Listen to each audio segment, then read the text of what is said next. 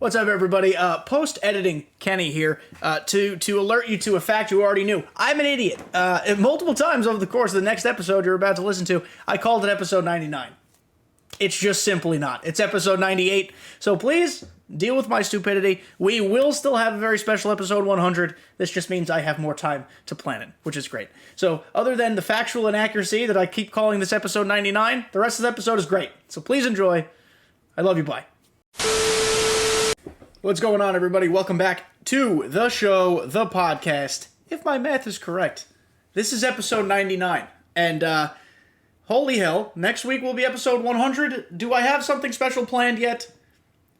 In my head, I do. I don't know what it is yet, but we're going to figure something out for episode 100. But for now, episode 99. And my God, do we have a lot to talk about. A couple quick disclaimers, points to get out of the way before we really dive in. Number one, thank you for being back.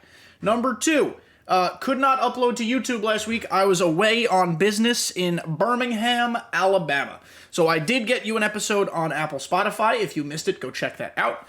We're back on YouTube this week.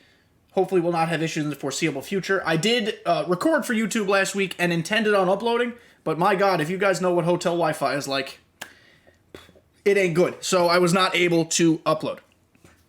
Another couple bits and pieces of information. Haven't streamed in a few weeks. Work's been kicking my booty.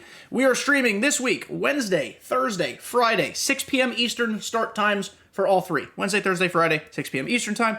Potentially a Saturday a.m. stream. That one's up in the air. Depends how I feel. But absolutely Wednesday, Thursday, Friday, 6 p.m. Eastern time. What are we going to do? We're going to crank out a new program. Okay? We've got a ton to talk about. I am recording on Monday, 3:30 p.m. Eastern Time. The new program has just dropped. Tomorrow, there will be content that I'm unable to cover because it's the Home Run Derby that's happening this evening.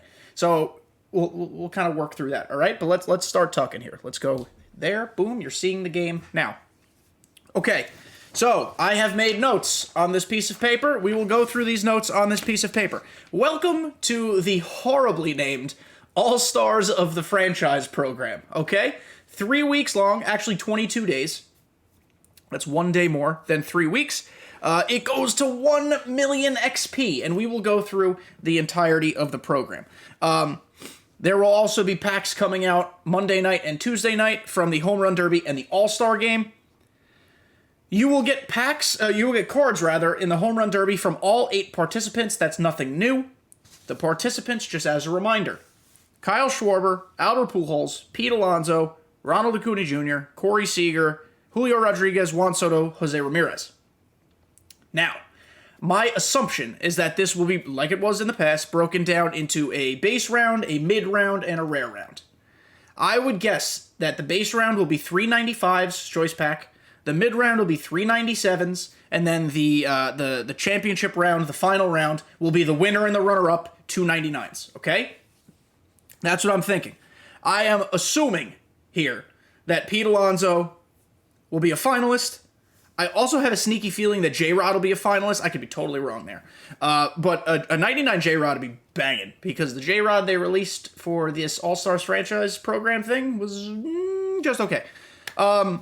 The All-Star Game cards will be the top performers, most likely also the MVP. I don't remember how many cards there were for the All-Star pack last year. It might have been 8, might have been the same breakdown. 395s, 397s, 299s, but I can't recall off the top of my head. That'll be a surprise. We'll have to see.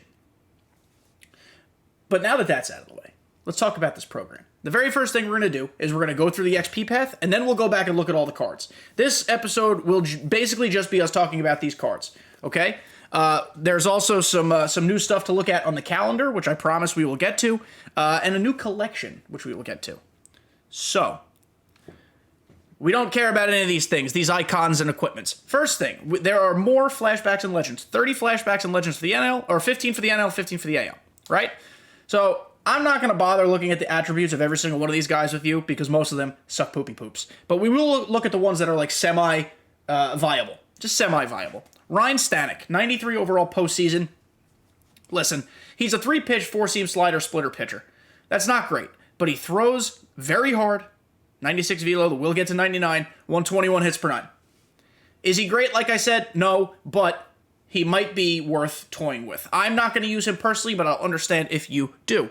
Next card that might be kind of sneaky. Tyler Clippard. Listen, he throws softer than a toddler. However, throws a cutter, 108 hits per 9, kind of funky release.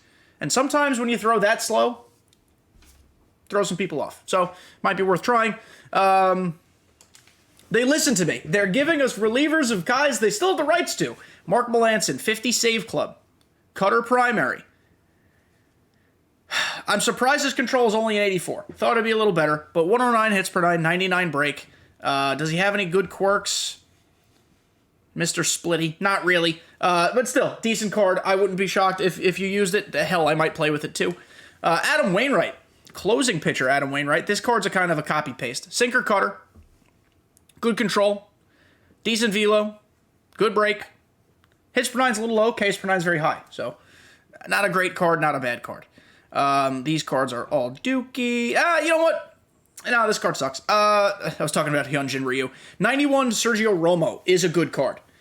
Slider, four-seam, sinker, circle, 102 hits per 9, 99 break, very good control. His sinker is going to get some people swinging below the zone. His slider is generally very slow. It is, again, 79 miles an hour.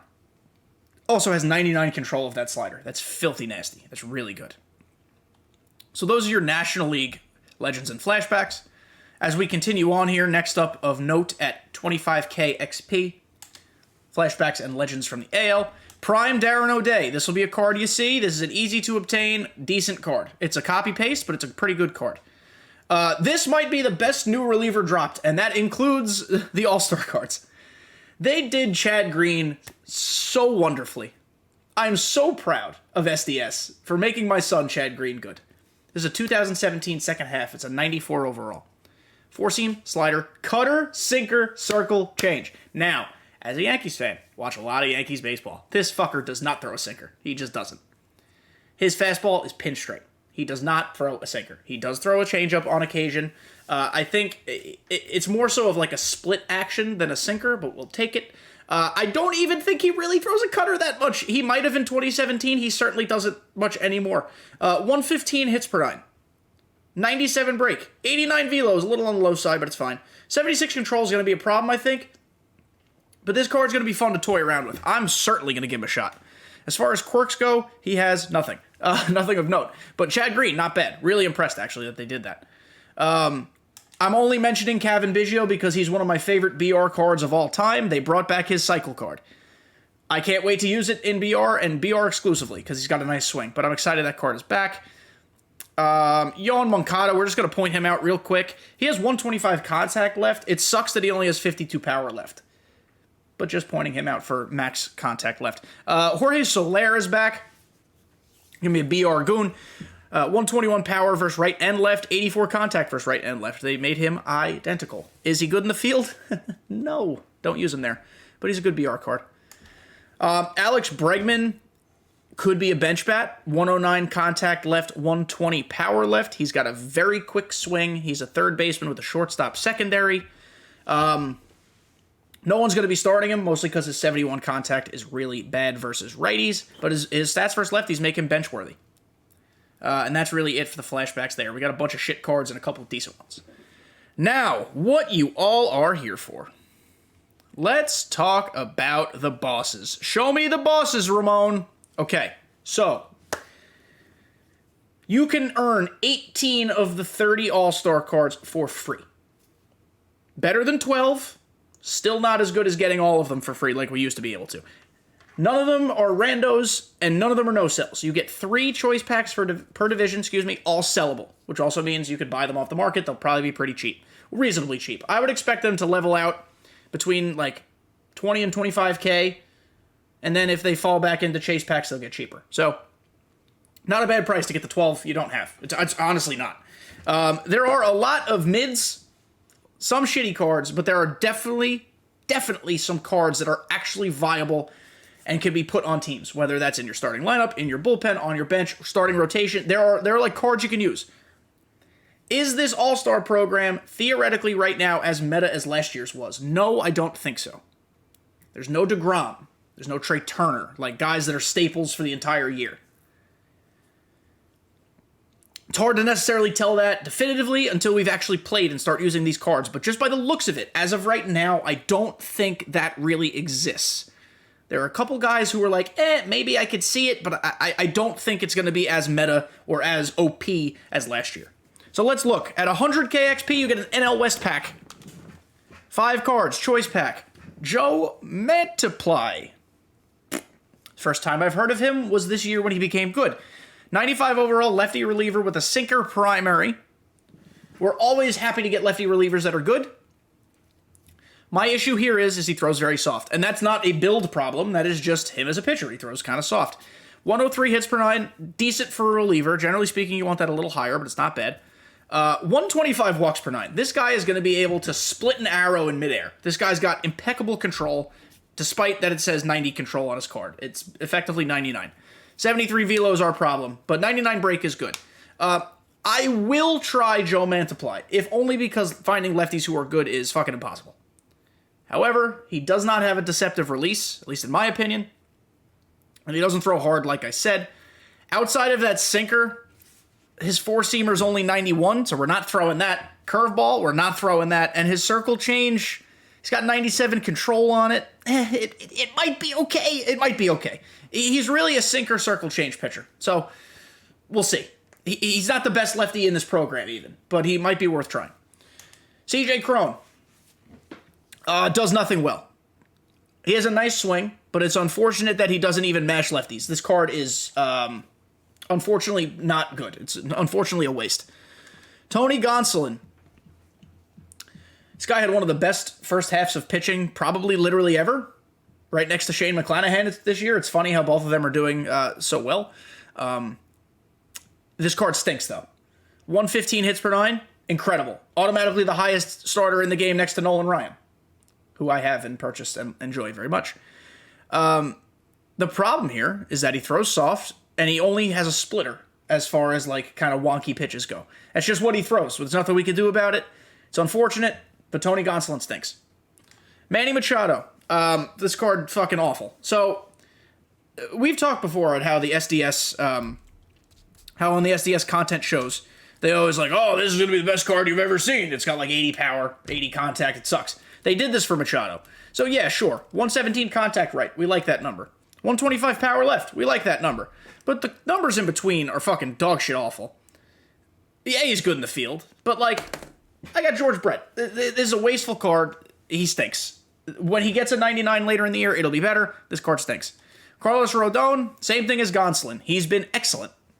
By no means am I sliding him. This man has been excellent. I wanted the Yankees to go after him and sign him because I was confident he'd be this good. The Giants made a very smart, prudent pick, and they're reaping the rewards. Carlos Rodon has been a legit all-star. Unfortunately, he only throws a four-seam slider, 12-6, and a circle change. And he's got a very, very easy delivery to read. I love facing Carlos Rodon. And that's not his fault. There's nothing we can do about that. It's just the way he plays in game. So, unfortunately, this card is also stinky caca. By all means, use him against me. I'll enjoy myself quite a bit. Next up, NL Central. This pack's decent. This pack is considerably better than the first one. Willson Contreras, catcher with a left field secondary. 93 arm, we love that. 65 speed, we love that for a catcher. I think he's going to replace Gary Carter on my bench. Willson Contreras has 112 contact left, 125 power left. Decent against righties. He's built very similarly to Gary Carter. Not great against righties, very good against lefties. I think Contreras is going to bump him, though. I'm gonna toy with it. I'm going to look at it. I like Gary Carter's swing this year, actually, which is funny to say because it's always been bad. But Wilson's a little faster. He's got a better arm. Kills lefties just a little bit better. I think that's going to be the play. So this is a card that you're going to want to look out for. I guess you could start it if you want to. I wouldn't fault you. I personally very much love Joe Mauer still, but Willson Contreras is a bench bat. Absolutely. Luis Castillo, sneaky good pitcher card. 107 hits per 9, 99 velo. He's got outlier 2 on his sinker. Circle change is very deceptive pitch. 93 break, 88 control, throws hard. Not bad. Honestly, not bad. I don't know if I'm comfortable using him just because Luis Castillo himself I'm not great with. Nothing to do with the build. But this card ain't bad. It's really fucking not bad. Corbin Burns, I'm not good with him. That doesn't mean he's a bad card. This is a good Corbin Burns. He's very similar to last year's good Corbin Burns.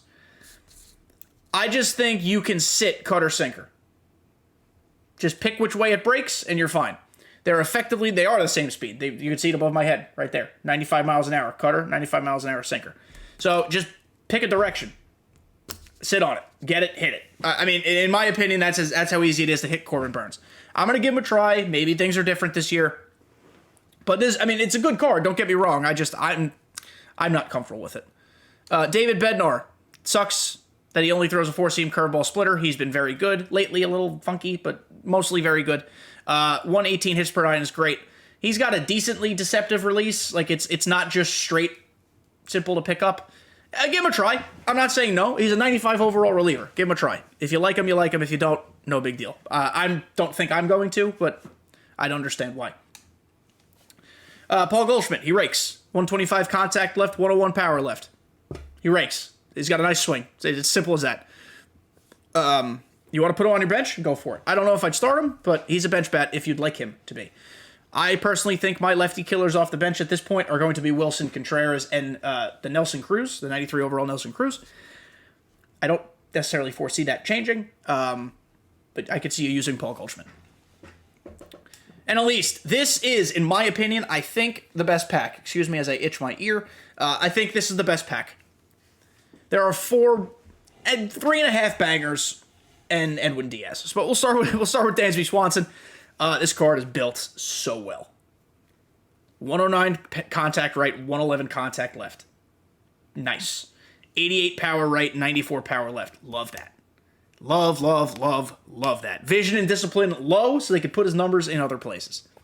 83 speed, 91 fielding, 90 reaction, 74 arm at short's a little on the low side, but that's nitpicking. It's not a big deal. There is a chance he becomes my shortstop over Ketel Marte. Ketel Marte, what he has going for him, in my opinion, is a better swing and a switch hitter. That's really it. But we get more speed out of Dansby, just a little bit. We do get better fielding at shortstop. And Dansby's swing is traditionally hard for me to get used to, but if I do get used to it, I feel like it's going to be quick enough to make some good contact. So Dansby might be the new shortstop move, in my opinion. If you have other ideas, let me know in the comments. There are plenty of other guys I guess you could choose from, but I think Dansby might be the guy. I love his build. Love this card's build.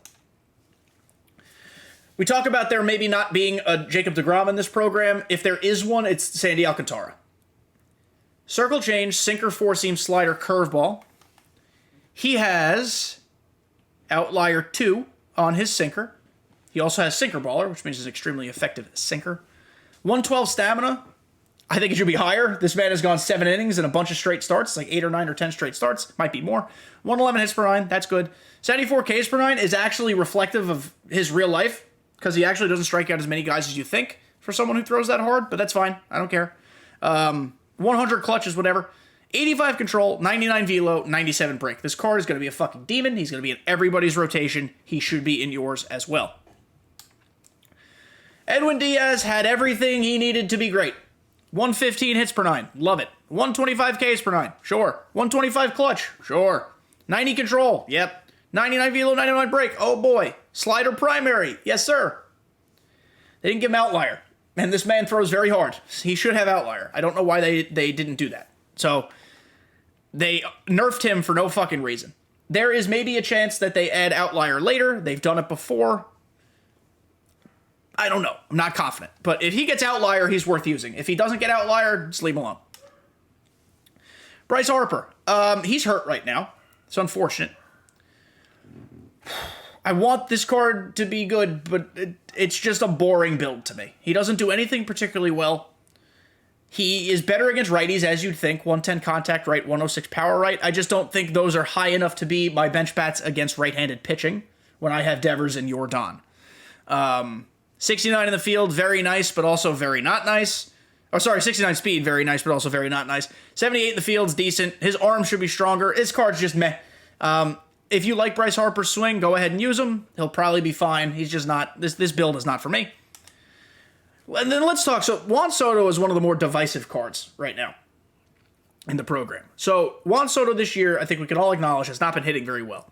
He's on more of a tear lately, certainly. He has been getting on base at a remarkably, historic clip. So, unfortunately, it's not reflected on the card. 125 discipline is, I guess, the way to reflect that, but it means nothing. Which is also why his hitting attributes are so weird. I don't think you want to start Juan Soto. 77 contact left, 98 power left in a meta with a lot of lefties is not going to help you. As good as his swing is, it's not. 98 contact right's a little low. 114 power right is okay. However, look at his quirks. And also, 82 in the field, by the way. Very good fielder. We look at his quirks. Getting to the one that's relevant, please excuse me. Situational hitter. Excels at driving in a runner from third with less than 2 outs. That's an active quirk. That's good. If you got him on the bench and you need a run scored, pinch hit him. I want Juan Soto to be so good. He's also going to get a home run derby card. That card will just have higher power. It'll have lower contact. I don't know. If you're a Juan Soto guy, you want him on your bench, maybe just see what the home run derby card looks like first before you make your decision. That's all I'm going to say there. Next, AL West. His card art's great, by the way. Justin Verlander has been just an incredible story this year. He doesn't have outlier on his live series card for obvious reasons. He throws fucking really hard still, but he doesn't necessarily throw 102 all the time. If we do get another no-hitter card from him, that'll be the Justin Verlander you want. This one I don't think is going to be very good. He's only got 87 velo. Give him a try. Last year I loved Justin Verlander, but I think it was largely because of outlier. Give him a try. He might be okay. I'm not confident he will be. This Shohei Ohtani is dookie shits. It stinks because he shouldn't be, but his live series card is more valuable because of Inside Edge, rather. 91 hits per 9 is disgusting. His hitting is like, it's the same. I don't know. I'm not enthused by this card. I get tit fucked with Ohtani anyway, so if you like Ohtani, use him, great. If not, just use the live series. Paul Blackburn has kind of fizzled out a little bit, but it was incredible to open the season. Sinker cutter is his first 2 pitches. He's got 89 control, 99 break, velo shockingly high at 82. 100 hits per 9. He might be kind of funky. I'm willing and open to giving him a shot. I don't think he's a stalwart in the rotation. But I mean, you won't know till you try. J-Rod.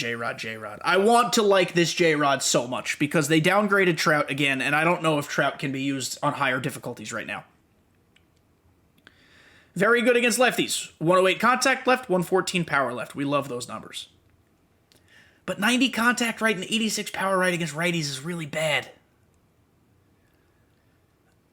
He has 89 in the field, so he will be a diamond in center field at P1.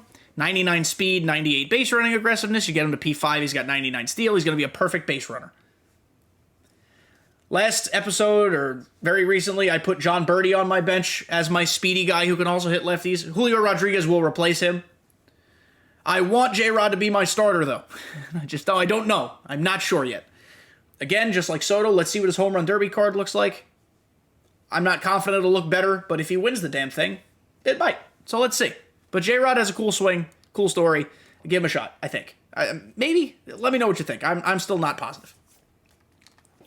Martin Perez gets a 97. Sinker, cutter, circle, throws really soft. He's kind of BP, in my opinion. But if you like him, use him. You know, the preference thing. AL Central. This is kind of a weak one. Andres Gimenez. He's got a nice swing. He's built really well. It's just unfortunate his power left is so low. I'd rather take away from some of that clutch rating and fucking bunt rating and put it on his power left. It's a card. You want to use him at second base, give him a go. I think Chase Utley's better. I think we're going to talk about him in a second, but the new collection reward is certainly better. I'd give Andres Gimenez a try. I'm not going to, but I don't fault you if you do. Tim Anderson, bench bat alert. Bench bat alert. 125 contact left, 100 power left. He is the same bench bat as Paul Goldschmidt, except he plays shortstop, second, and third. So more positional flexibility. He's faster. He's a better fielder. Just depends then what swing you like. If you're looking for more of a well-rounded guy who, in an emergency, can also hit righties, Goldschmidt is the better option. but Tim Anderson can do the job against lefties literally just as well. So that's up to you. That's your choice. This is a surefire, put it in your bullpen, lock him in type of guy. Gregory Soto, 4-seam sinker slider, circle change, 118 hits per 9, and he's got enough control to work. 83 control is much better than previous Gregory Soto cards. Gregory Soto cards in the past, you'd use to, you'd throw it and then just close your eyes. You don't know where it's going. This one should go pretty close to where you want it. 99 velo, 93 break is also great. His worst controlled pitch is his circle change, so just be a little careful with that. But it should be okay. Bury it. Bury the circle change, it'll be fine. I'm going to put Greg Soto in my bullpen. Absolutely. He's going to replace Josh Hader. Andrew Benintendi is... Andrew Benintendi. He's got no power. He swings a noodle. Skip him. And Luis Arias got fucking hoed. This man could have been viable if they gave him 90, 92 power against righties. At least he's a bench bat. But he can't hit lefties worth a lick. He's slow. That's all that needs to be said. This card's not good. It stinks because he should have had a better card, but it's unfortunate that that's how they built him. AL East is also a good pack. Jorge Lopez just got a 93. Bingo bango, here's a 95. So picture that card just a little bit better. I didn't pitch well with that 93. I'm going to give the 95 another chance. This card is categorically better than the one that's 2 overalls less. So if you liked Jorge Lopez, get him again. I think you'll see him in bullpens quite a bit. He has an outlier sinker with 120 hits per 9. So, not bad. Surprise of the century alert. This JD Martinez is really, really good. Like, really, really good. High contacts. 116 contact right, 125 contact left. We love that. Really playable power. 88 power right, 92 power left because his swing is immaculate. He's got a phenomenal swing. And then here's the big surprise. 77 in the field, 81 arm, 81 reaction. He can actually play left field. Usually JD Martinez cards suck. This guy can actually play left field. He's only got 40 speed, so be careful which left field you're playing. Like, pick the stadium correctly. This card's good. Like, this card's legit good. I might find a way to toy with him. I don't know. He's not a bench bat, in my opinion. If only because his power's not high enough. Excuse me as I yawn. Huh. Sorry, it's been a long couple weeks, guys. But I love this card. I really do. I truly love this card a lot.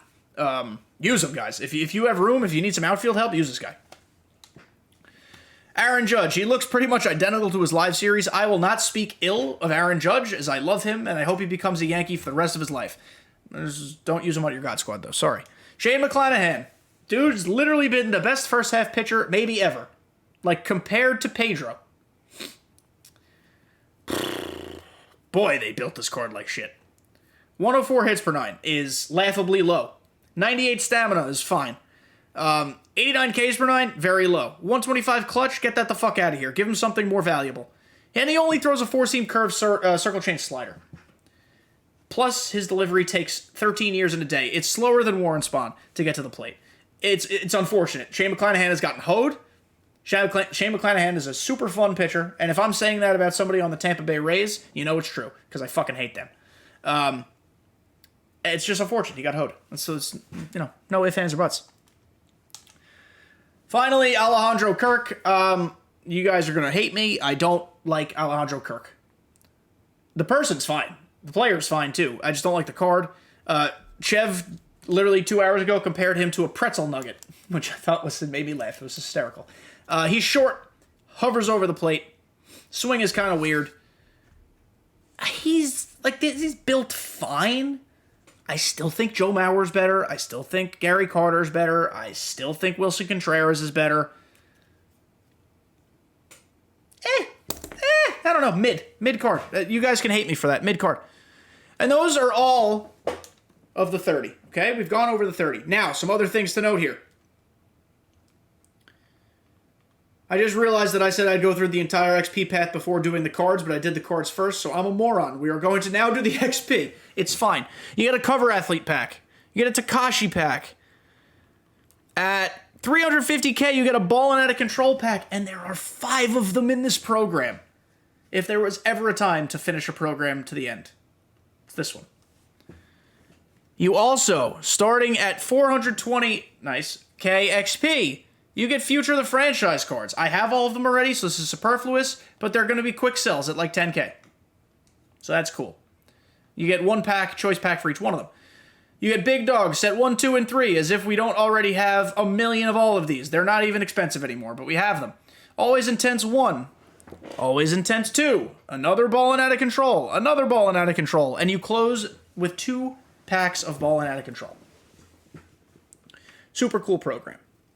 How do you get through the program fast, Kenny? It's a great question, viewer / listener. Let me help you. Do the mini seasons glitch. Exploit. Challenge. It's not a glitch. It's not an exploit. It's not illegal. But do that. I can get a 10 runs in one game on rookie done in about 15 minutes. Generally speaking, it's 7,500 XP. That's what I usually get for it. Do the math. I know you will at some point reach your daily XP limit. I reached it today already. It's at 4 o'clock in the afternoon because I just pounded that all day long. Pause. But that, in my opinion, is the fastest, most efficient, least frustrating way to get XP fast. Obviously, do your moments, do your conquest. If you want to do exchanges and light your stubs on fire, that is your prerogative. Not going to tell you how to spend your stubs. If you want to do that, go right ahead. Now, there's a lot of new content coming this week. They've made it worth your while. There's a new collection. And look at this bad boy. 99 Jackie fucking Robinson. Welcome to everybody's new second baseman once they get him. He's better than Chase Utley by a long shot. He's got max contact right and left, 88 power right, 80 power left. It's going to play just fine. I usually suck with Jackie Robinson cards, but I cannot wait to use this one. I'm curious if his swing is better. 87 in the field, which means he's a diamond at second at P3. He's also going to have 99 speed at P3. I mean, talk to me, Daddy. This card's going to be sick. It's going to be difficult to get. You need 44 All-Stars and Home Run Derby cards to get this. And they have to be from the 2022 season. They can't be flashbacks. Whew, but I can't fucking wait. It's probably going to be about 2 to 3 weeks before I get them. Generally speaking, I think it's going to be the timeline for a lot of people. But Daddy. Oh, Daddy. Also plays first, third, and left. Put him at third, put him in left. Whew, I can't wait. This card's going to be fucking great. It's Roberto Clemente, but faster. And an infielder, mostly. Yeah, this card's going to be fun. This card's going to be a lot of fun. Card's going to be a lot of fun. Okay. Let's talk, before we close here, let's talk calendar, because there's more stuff coming. Okay, here's the calendar. 7/18, that's today, Monday. New program. Home Run Derby is tonight. Tuesday is the All-Star Game. Coming Wednesday. Oh, there's also a new event starting today, I should say. Monday. Moonshot event is back with 2 new rewards. 97 Adam Dunn, 96 Finest Franimal from last year. So go get them if you'd like. And it's any pitcher under 64, all hitters. It's back to like your normal Moonshot event. But let's talk here. So on Wednesday, David Ortiz program as he enters the Hall of Fame, a 99 prime David Ortiz. Lineups are going to start shaking up, boys and girls. If you're sick of seeing Frank Thomas and you want someone new, it might be Poppy time. We're going to have to see what he looks like. I would imagine he's going to look pretty similar to Frank. If you need another lefty in the lineup and you're switching things up, maybe Poppy's the guy. I'm excited. I can't wait to see this card. Prime Poppy should be fucking nuts. If it's built right. So we'll see. New All-Star program is coming on Wednesday as well. Last year we had an All-Star program that gave us Ronald Acuna Jr. because he got hurt. So I'm curious what this will be. A lot of people are guessing that it will be 99 overall Pujols and 99 overall Miguel Cabrera, because they're honorary. Well, they're All-Stars this year, but they're more like honorary All-Stars this year. Maybe that's a way to honor them. And then on 7/26, which is Monday, Tuesday, it's Tuesday, I think. It's a new rank season. I still have not grinded this rank season out because I've been so busy and I was away for a little while for work. I'm 60-15 and I'm rated 18. Okay, so I got a little work to do. I will probably be trying that on stream this week. Like I said, that's a good way to wrap it up and tie it in a bow. Wednesday, Thursday, Friday, 6 p.m. Eastern Time, we will be streaming new content, maybe ranked. Still have to do BR, so we're going to talk BR as well. Maybe some event. There's a lot to fucking do. Now that I'm back, I'm going to be grinding the shit out of this game a lot. So we will be unlocking things together. We'll talk and review, and we'll go from there. So guys, this puts a wrap on episode 99. Again, next week is episode 100. Will there be something special? I hope so. We'll figure something out. I'm trying to line up a guest. We'll see what happens. We'll have some fun. And either way, even if it's just me, we're still going to have fun with episode 100. I love you guys. It's going to be a lot of fun. So that is it. Enjoy the new program, guys, and I will talk to you next week.